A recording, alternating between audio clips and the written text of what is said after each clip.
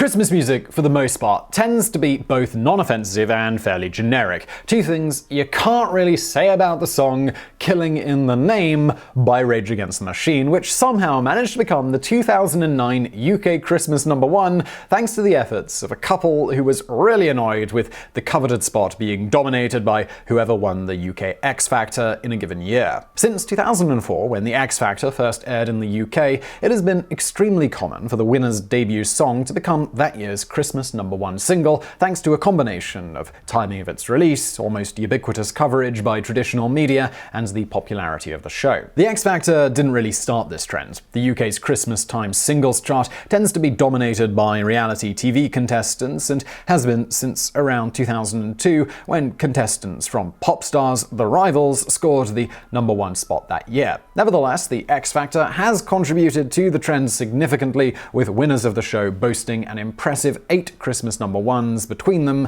in the last decade. In 2008, in an effort to stop the show from getting the #1 spot for the 4th year in a row, in 2004 the top spot went to the 20th anniversary version of Do They Know It's Christmas, a frustrated husband and wife team comprised of John and Tracy Morter started a Facebook campaign to get Rick Astley's Never Gonna Give You Up to #1 as a nod to the popular internet meme of Rick rolling, where people are tricked into watching the video for the 1987 hit. While the campaign did get some traction, managing to get the song back into the charts 21 years after its initial release, eventually peaking at number 73, it ultimately failed, and the #1 spot was, unsurprisingly, awarded to the X Factor winner. The success of the campaign inspired the couple to try again the following year, this time banking on the Rage Against the Machine 1992 hit Killing in the Name.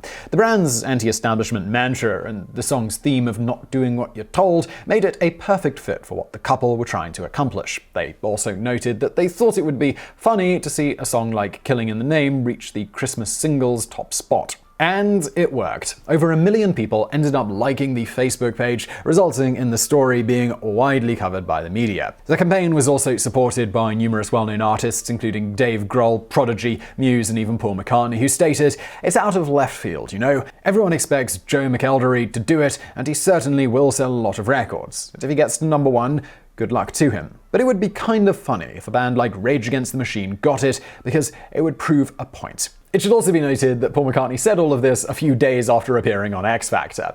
One person who was decidedly less amused, at least publicly, was X Factor host Simon Cowell, who'd openly referred to the campaign as stupid, among other choice insults in the tabloids. Of course, privately, he sung a different tune, reaching out to John and Tracy to congratulate them on the campaign, and according to John, he was very nice, really nice to talk to. We had a little chat about music and just things in general, really. He was lovely, and he wished us well, and he also said that it was probably the best Christmas #1 race that he had been involved with. He thanked us for bringing the race back a little bit and making it exciting.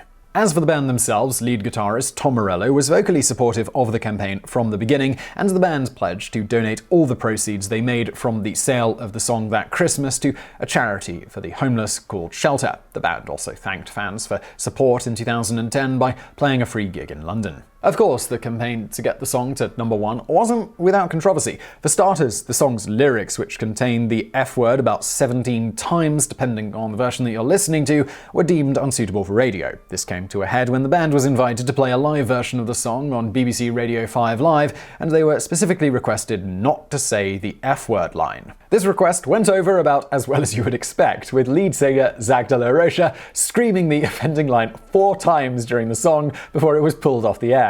Later, the BBC would issue a public apology. Morello also... fucking epic.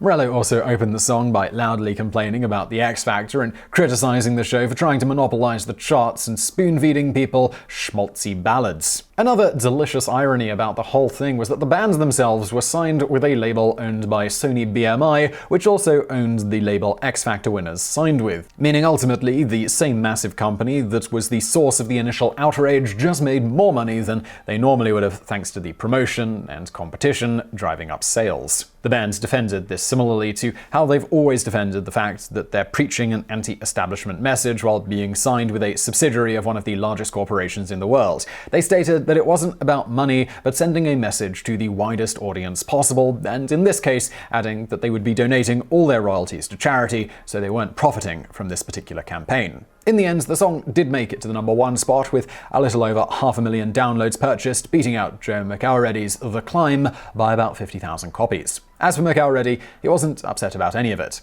This time last year, I never thought for 1 minute that I'd win the X Factor, never mind having a debut single out. So I'm just delighted to be on the charts. And now for a bonus fact.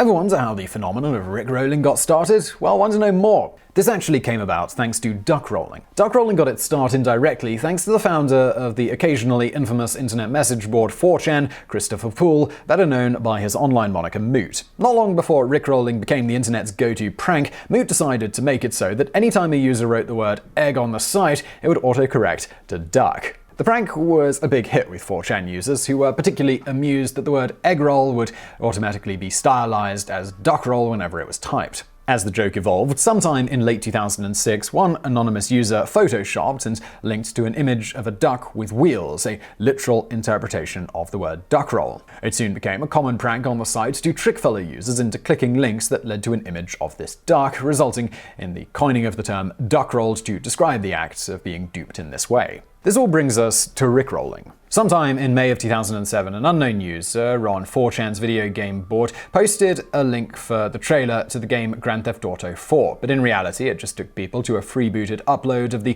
music video for Never Gonna Give You Up. Google caches and a bit of trolling through the Wayback Machine reveals that this video, along with being the first known video created expressly to Rickroll internet denizens, is one of the earliest known examples of that music video being uploaded to YouTube. It's also worthy of note that the uploading of this video predates an authorized upload by some 2 years. In any event, when linking Astley's hit song became the new in vogue prank, the term Rickrolling, borrowing from Astley's first name and the aforementioned duckrolling meme, it was coined to describe it.